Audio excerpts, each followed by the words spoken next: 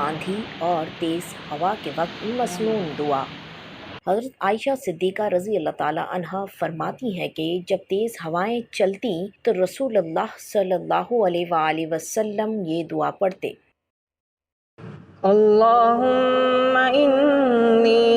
اسألک خیرها وخیر ما فیها وخیر ما ارسلت به واعوذ بک من شرها وشر ما فیها وشر ما ارسلت به۔ ترجمہ: اے اللہ، میں آپ سے اس ہوا کی بھلائی کا سوال کرتا ہوں اور اس بھلائی کا سوال کرتا ہوں جو اس میں ہے، اور اس بھلائی کا سوال کرتا ہوں جسے دے کر یہ بھیجی گئی ہے،